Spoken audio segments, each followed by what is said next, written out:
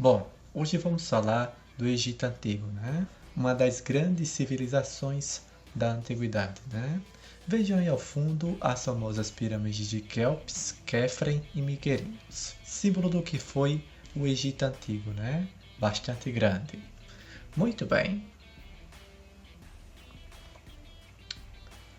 Localização geográfica.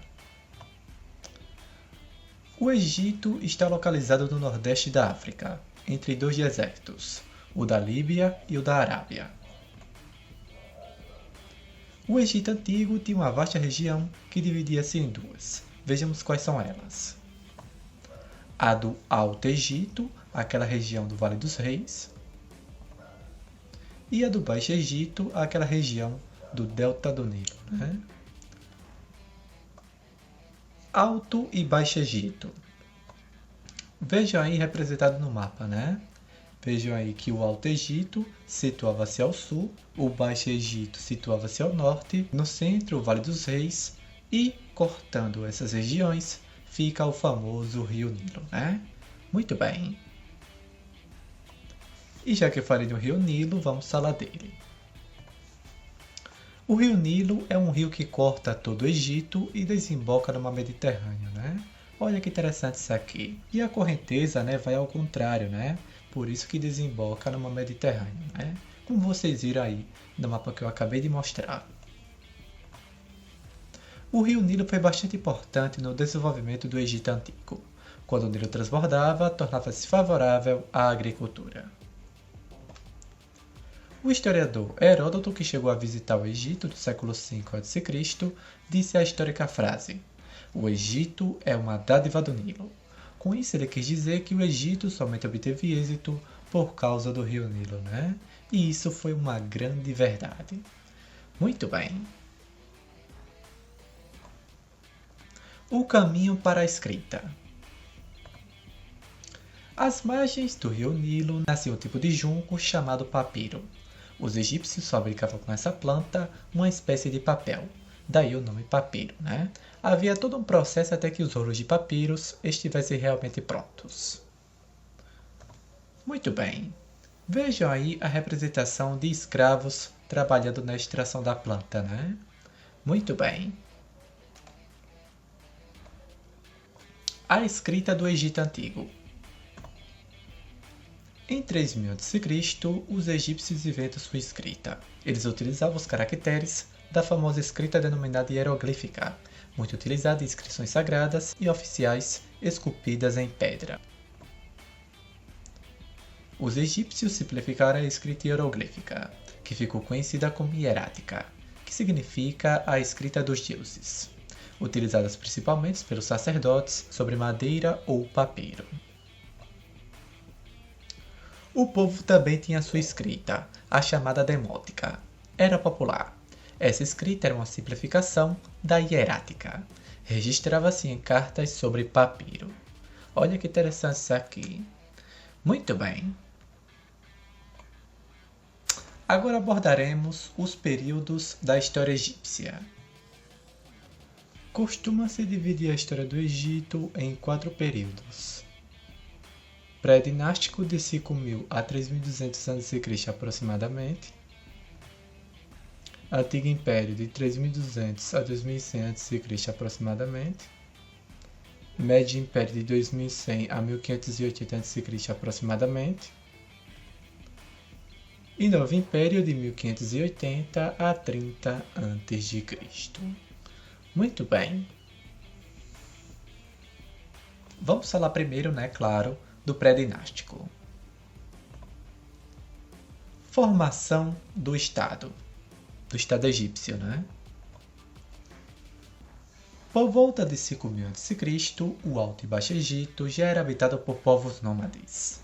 Os nomos, que eram as regiões territoriais, eram um conjunto de aldeias administradas pelos nomarcas, que eram chefes mais poderosos. Em 3.200 a.C., o rei Menés, do Alto Egito, conquista o Baixo Egito, unificando o Egito, e fundador da primeira dinastia. Menés tornou-se o primeiro faraó, que era um título egípcio equivalente ao monarca, né? E isso vocês já sabem, né? Bom, A coroa do faraó era bastante simbólica. Vejamos o significado de cada uma delas. Observem bem. O faraó do Alto Egito usava a coroa branca. O do Baixo Egito, a coroa vermelha. Com a unificação do Alto e Baixo Egito, ocorreu também a unificação das coroas, né? O faraó usava a coroa branca e vermelha. E em casos especiais, como numa guerra, o faraó usava a coroa azul. Muito bem. Vamos começar agora falando do Antigo Império. Durante a maior parte deste longo período, os faraós conseguiram impor sua autoridade ao reino e, auxiliados por seus funcionários, coordenaram a construção de grandes obras públicas. Entre elas estão as famosas pirâmides de Quéops, Quéfren e Miquerinos. Olha que interessante. Veja aí, a representação das pirâmides de Quéops, Quéfren e Miquerinos. Aqui, como vocês estão vendo, é só um pequeno resumo do Egito Antigo, né? Aqui só é um ponto de partida. Muito bem. Vamos agora falar do Médio Império, né? Bom, neste período, os egípcios expandiram seu território em direção ao sul, conquistando a Núbia, né? Que na verdade era o reino de Cush, região rica em minerais, entre os quais o ouro. Apesar da prosperidade material, o reino continuou envolvido em guerras e revoltas internas que o enfraqueceram. Isso encorajou os Ixos, povo originário da Ásia Central, a atravessar o deserto e invadir o Egito por volta de 1750 a.C., conquistando pela região do delta do Nilo, né? A vitória dos Ixos deveu-se ao uso de cavalos e carros de combate, desconhecidos pelos egípcios. O domínio dos Ixos no Egito durou cerca de 170 anos. Olha que interessante. Muito bem. E finalmente o Novo Império, né? Bom, este período inicia-se com a expulsão dos Ixos. Amoses I, o líder militar da luta contra o invasor, inaugurou uma nova dinastia, né? Que ficou conhecida como a 18ª, né? Uma das mais famosas. Amenófis IV implantou o monoteísmo, mas após a sua morte, Tutancâmon, filho de Amenófis IV, restabeleceu o politeísmo, né? Olha que interessante. As conquistas militares foram retomadas com Ramsés II, que derrotou os povos asiáticos como os hititas. Por volta de 1250 a.C., os hebreus, sob a liderança de Moisés, conseguiram fugir do Egito, né? Aqui não tem muito mistério, né? Vocês já conhecem. Está na Bíblia, né? Moisés bate o cajado, o Mar Vermelho abre-se, né? E o povo hebreu passa, né, pelo Mar Vermelho rumo à Terra Prometida, né? Que eles chamavam de Canaã. Mais detalhes na aula de Hebreus, né? Que é a próxima. Muito bem.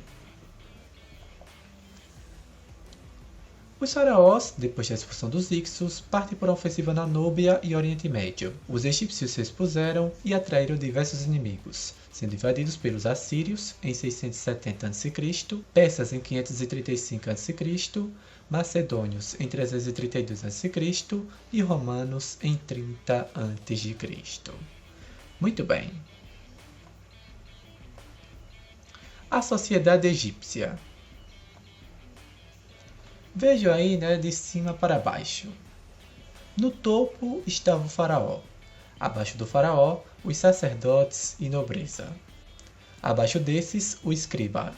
Abaixo do escriba, militares e coletores de impostos. E na base da pirâmide, camponeses e escravos. Olha que interessante isso aqui. Alguns estudiosos, né, egiptólogos, historiadores, podem colocar os escravos abaixo dos camponeses. Também não está errado, né? Mas na questão de relação, né, camponeses e escravos estavam, né, praticamente que unidos, né?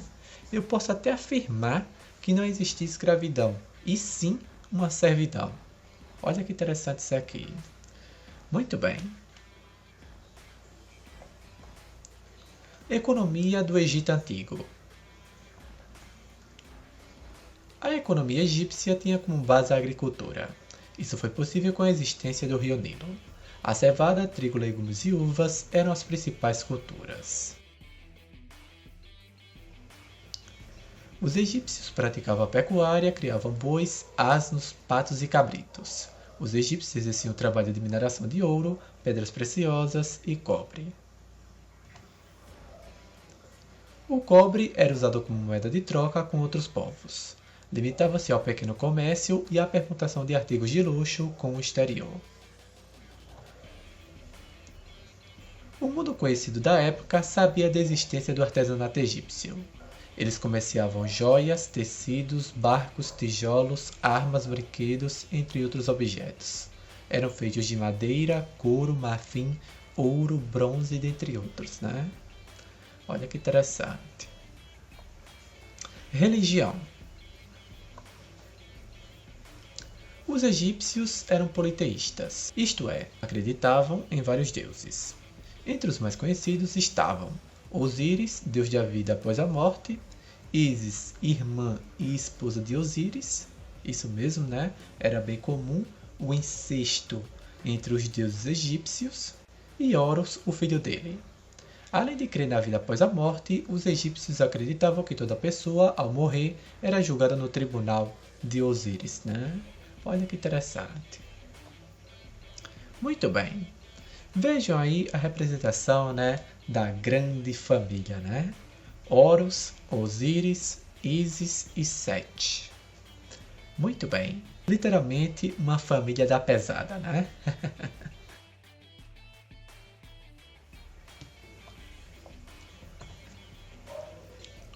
Osíris simbolizava muitas vezes o próprio Nilo, e seu nome secreto estava ligado à lenda na qual seu irmão Sete o assassinara, dividindo o corpo em pedaços.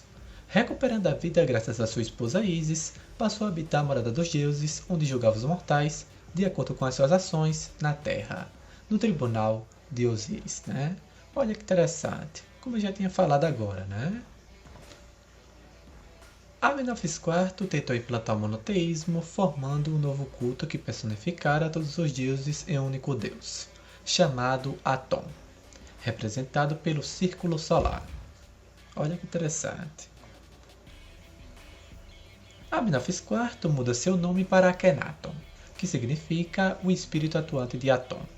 A capital Tebas foi transferida para uma nova cidade que seria construída, chamada de Akhetaton, que significa horizonte do disco solar. Essas ações foram na intenção de dominar o clero de Tebas, que eram devotos do tradicional culto aos deuses do panteão egípcio. Amenófis IV, ou Akhenaton, morre, e no início do governo de seu filho, Tutankhamon, o clero decide restaurar o tradicional culto aos deuses do panteão egípcio, né? Muito bem. Ramsés II. A mumificação possibilitou aos egípcios maior conhecimento da anatomia humana e das substâncias químicas usadas nesse processo. A foto mostra o corpo mumificado do faraó Ramsés II, né? O maior faraó do Egito Antigo, né? Ramsés II era da 19ª dinastia, né? Olha que interessante. Então foi isso. Essa foi a aula de Egito Antigo. Espero que tenham gostado. Muito obrigado, valeu e